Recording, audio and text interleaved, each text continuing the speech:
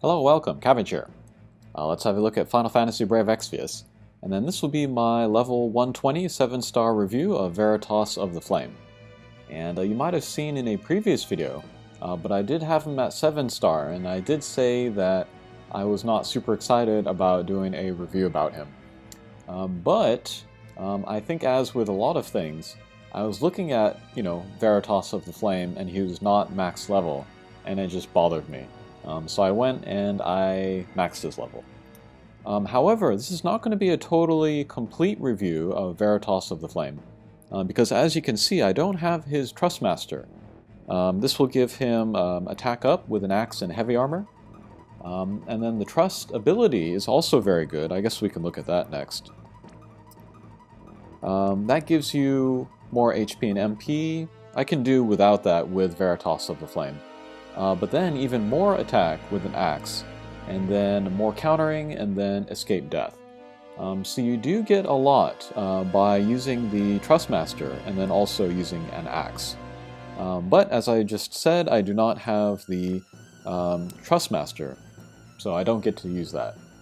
However, it is still possible to use Veritas of the Flame, even if you are not using the Trustmaster and an axe. And the way to use him that way is with fixed dice. So this will be a review of Veritas of the Flame, but with a heavy emphasis on fixed dice. But before we get to his offensive capabilities, I thought it would be interesting to kind of look at his defensive capabilities. And then he's got a lot of stuff there to help him with his defense. For example, he has Defensive Barrier. This is a skill that he can cast to give himself damage mitigation. And then he also has Flame Lord, which can be enhanced. And then if you get this to level 2, with heavy armor he will get more HP and defense, so that's pretty cool. As I said before, his Trustmaster skill, get the HP and MP, and then also the Avoid Death, which is nice. And then at level 120 he picks up Forging Arm, which will give him even more defense with an axe, and then also 10% damage mitigation just on all the time. And then he's got a lot of abilities which work off of his counters. He can do like imperils of like the fire element on the enemies, get increases to his attack value, or he can unlock new types of attacks. So you would kind of maybe look at all of these buffs to his HP and defense and counter stuff, and then you might think that he would work kind of like as a sub-tank, because you do want him to get hit to get those buffs and counter abilities.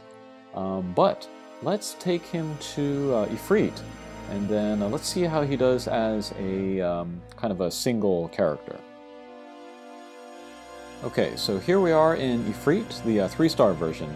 And then I thought this would be a good fight to show off Veritas of the Flames' defensive abilities, because he can absorb all of the magic damage because it's fire element, and then Flame Veritas has that innate in him. So we'll basically just be looking at how he deals with physical attacks from this guy.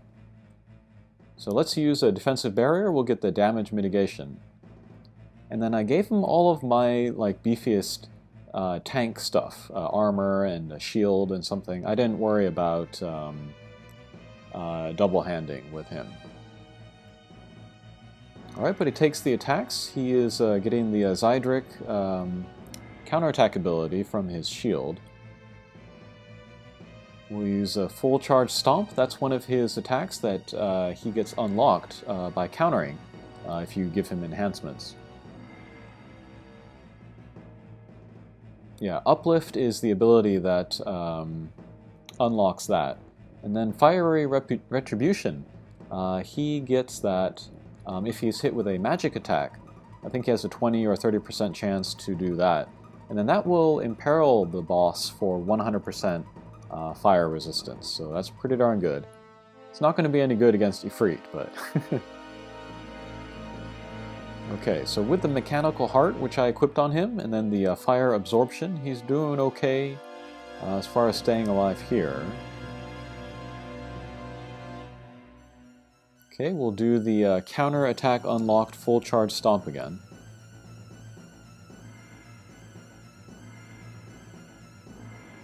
And there goes Veritas of the Flame. So yeah, even with damage mitigation and stuff, he was still taking like, 1,000 or more damage per hit. And he just couldn't keep up. So yeah, I had some ideas maybe that I wanted to maybe try him out as like a sub-tank or something. But I've since given up on that idea from trying him in Efreet. So I'm going to give up on, giving him a defense or HP-based build. And I'm just going to focus on giving him an attack-based build, and then pair him with other tanks. Just like how you would use any other finisher. But you can know that he will just have maybe some better survivability than some other finishers. But yeah, looking at the build that I have here for Veritas of the Flame, we got fixed dice, of course. And then I'm giving a bunch of like flat attack value stuff, because I do want to give him true double hand in addition to fixed dice. I don't have the stuff to get him to 300%, but I have him at 200 right now. To get 300, I would have to get another Martial Glove, and then, what's the other one? Swift Hunter from Nalu. I'd really like that. So yeah, almost 1,000 with fixed dice, so that's pretty good. And then there's some ways and some rotations that you can think about how to use his attacks in order to sort of maximize his damage. Kind of the thing that I'm most interested in is that he has these 4 kind of elemental attacks: fire, dark, earth, and wind, where he imbues his own attack with that element, and he also imperils the boss. I think it's for like 50%. It's not the highest, but it's something. And then that'll last for like 3 turns or so. So yeah, you can get some additional damage almost no matter what the boss is resistant to. I think the earth and then the wind axe attacks, they're interesting because you can kind of ride them on quake or tornado chains, so that's pretty cool. But for the most part, you're going to want to use flaming axe, just because Veritas of the Flame, he does have that counterattack which imperils for 100%, so you can take further advantage of his fire element there. And then also his cooldown skill, Red Inferno. This is his strongest attack here, and it also does fire damage. So if you can break that fire resistance, then that'll be even more damage there. This is very, very strong. In the JP version, this is used only once every 8 turns. So that's quite a big buff for Veritas of the Flame. And yeah, I think just that shortening of that turn count makes him more viable. So you have 3 turns until you get to Red Inferno, where you can set yourself up. I would say definitely one of those turns you would want to use Flaming Axe so that you can imbue yourself with fire. Another interesting thing would be his other cooldown skill, Anger Blaze. Boosts your attack and then gives you a chance to counterattack when other guys are hit. Kind of a tangent here, but Veritas of the Flame, he doesn't have any innate counterattacks in him. He has some counter abilities where he can imperil or unlock attacks for the next turn. But he does not have counterattacks, like Gladiolus or, people like that. But this is an interesting ability to use with other tanks, because if the tanks take that hit, that will activate Veritas of the Flame's counterattacks with this ability. So this is pretty cool, and this is another reason to use Veritas of the Flame with tanks, just like everybody else. What was I talking about? Oh yeah, why you want to use fire with him in particular. Another reason is that you can use his Limit Break. And then this is a hit all skill, which does fire damage. So that's another reason why you'd want to go for fire as often as possible. But yeah, the versatility of being able to use 4 different elements is pretty good. That's similar to Squall now. It will be similar to Balthier when he is released. And yeah, you can just give him any non-elemental weapon, give him one of those 4 elements, and you'll be getting extra damage there just already. Enhancements for Veritas of the Flame are expensive. I've done them all except for one, which is Heavy Stomp. If you can upgrade this to level 2, after you use Heavy Stomp, you will unlock what's the other one? Power Stomp, I think? And then Power Stomp, that's a pretty strong attack. I think that's like a 5 times multiplier with ignore defense 50%. So that's a nice ability to be able to unlock every other turn. But if you upgrade Uplift, then you can unlock full Charge Stomp for the next turn. Fully upgraded, that will do even more damage than the Power Stomp. And then there is a chance that you will get this every turn if the Uplift counter ability comes out every turn. So Power Stomp every other turn, Full Charge Stomp potentially every turn, and it does more damage. I think maybe eventually I will want to upgrade Heavy Stomp just so I can have that option in order to unlock a Power Stomp. But for now, I'm all out of Power Crysts, so we're just going to leave it alone. And then as for whether I want to get this Trustmaster or not, maybe eventually, but I don't want to use Moogles to get it. I have lots of other Trustmasters that I need to get, especially for other future 7 stars, so I want to save the Moogles for that. But what I've been doing lately is I have my Earth Shrine farming team, and I'll bring like 4 guys that are like base 3 stars or 4 stars. And then the last character I'll put in there is a 5-star, just so that they're always available for easy access. And then I'll feed them the 1% Moogles. I'll save the 5 and the 10 and I'll fuse them into my bigger Moogles. But I'll save the 1 for whatever 5-star that I'm slowly farming. And then maybe Veritas of the Flame would be a candidate for that. And then, if I were to use him in an axe build, all of his stuff would be pretty much the same. I would say go for a true double hand build. But I would put out fixed dice and then give him maybe Killian's axe. That is a one-handed fire element axe. That would be really good for Veritas of the Flame. There's some other elemental axes. Here is a Viking axe. This one's cool because it has the water element, so it can ride on the flood chains, but you will need another source to imperil the water in order to get more damage out of that. I guess you could also use Demon Axe. This would work with his double axe skill. And then there is a Lightning Axe from Keranos, which you can farm up. But for that as well, you're going to need an outside source of lightning and peril. Maybe like Ace or Knight Delita. Moon Axe is pretty good. That is a non-elemental axe. And then there was a, what was it? A two-handed non-elemental axe, which I did not get, sadly. But that would be really good for him as well. This is kind of going back, but if you upgrade Flame Lord, I believe it is, you can unlock the ability Double Axe. And then what that does is it takes these 4 element axe attacks and you can dual cast them. This might be the best action to take with the fixed dice, because obviously the more attacks you can get in there, the greater chance you have of getting a very high multiplier attack. So yeah, I can highly recommend getting the Flame Lord, and then maybe even using exclusively the double axe attacks with fixed dice. Unless you are using fire element, and then you want to throw in maybe some red inferno, possibly some of the limit break. Okay, so that's enough talking about Veritas of the Flame. Next, let's bring him to a quest. Okay, let's bring him to 3-star Shiva. And then I really like Shiva to play it.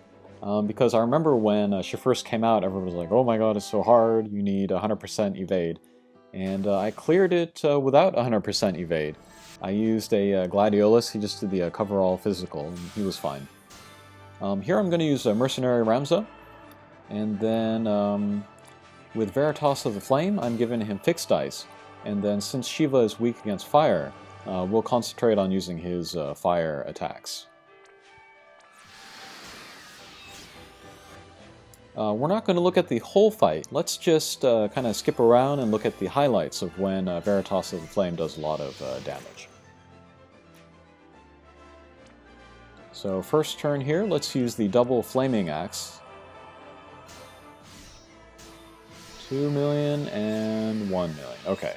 So that is that's kind of a look at the multiplier, kind of the random values that you will get from the fixed dice. But yeah, it is helped by the Fire Imbue and then the Fire Imperil. Okay, so here let's use Anger Ablaze. I think this is only good for 2 turns. So ideally you would want to cast it when you're 2 turns away or less from using the other cooldown skill, which is every 4 turns. And then this will also activate his counterattack when his teammates are attacked, so let's look at that as well. And then as usual, I'm using Knight Delita and Mercenary Ramza. Would be possible to chain with them. They would have the fire element for the chain, and then I could finish the chain with Veritas of the Flame. But I'm not going to do that because I want to show what Veritas of the Flame can do by himself. And yeah, there we saw some crazy values on his counterattack. So yeah, very, very cool. Almost half the damage there. Okay, let's use Flaming Axe again, just to kind of refresh the Fire Imperil and the Fire Imbue. Okay, 1 million and 1 million. Obviously not as much as the counterattacks, but still pretty good. Okay, let's use Red Inferno, the 4-turn cooldown skill.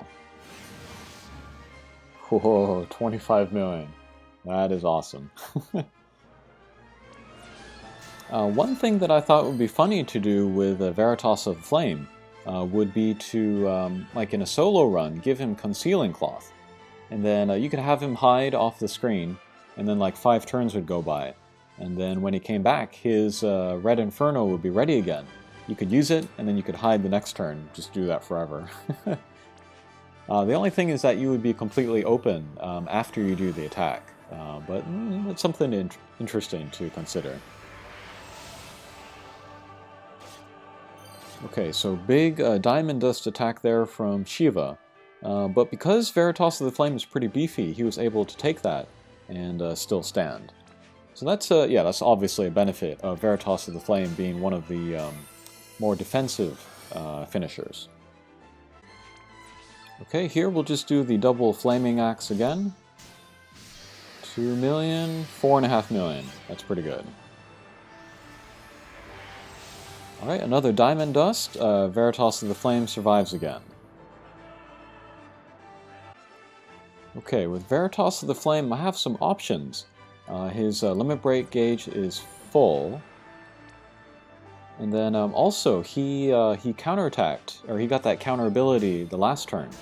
So he also has the full charge stomp available as well. I was more curious about the full charge stomp rather than the limit break, so let's try that. 19 million, pretty good. Alright, so that was Veritas of the Flame versus Shiva. Very, very nice damage. Of course, he got the elemental advantage, you know, but still, I think we got a good idea of how powerful he can be. Okay, so that was my look at kind of fixed dice specific Veritas of the Flame. Maybe in the far future, when I get Killian's Trustmaster, that Fire Axe, and then also Veritas of the Flames' Trustmaster, maybe I'll do a more complete review. But that'll be a ways away, I think. Okay, thanks for watching, and we'll see you again. Take care.